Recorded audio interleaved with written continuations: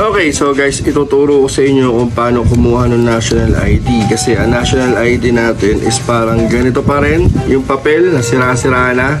So ang gagawin niyo dyan, di ba, kumuha kayo ng national ID pero yung card wala pa. Pero may binigay sa inyo na papel na katulad nito. So ang gagawin nyo lang dyan, i-scan nyo lang itong maliit na yun. Pupunta kayo sa National ID Government.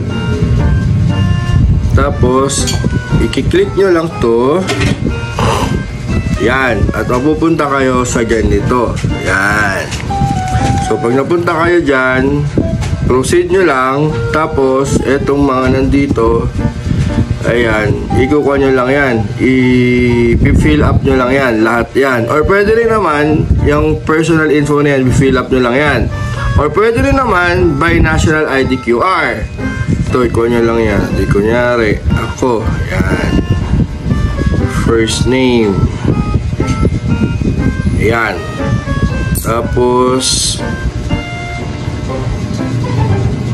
yung middle name natin, buuin natin, yan, tapos birthday, syempre ilagay nyo yan, month, day, year,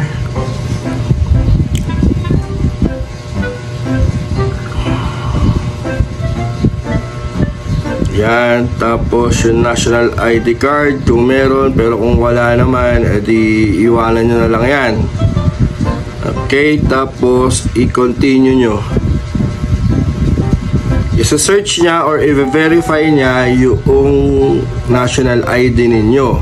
Kapag lumabas na, hintay lang kayo, depende sa connection ninyo kung malakas o mahina. I-scan nya yung mukha ninyo kung kayo talaga yon, kasi meron na kayong picture doon, di ba? So i-scan nya yung mukha ninyo. Okay? Pag na-scan na yung mukha ninyo, lalabas na doon yung national ID ninyo. So ayaw lumabas pag naka-screen record, kaya pinatay natin. Okay? So ito yung lalabas. Ito yung lalabas, okay? Kailangan sakto sa camera yung mukha ninyo. I-scan nya. Move back kayo. Closer, closer daw. Hold still. Hold still lang kayo. Verifying siya.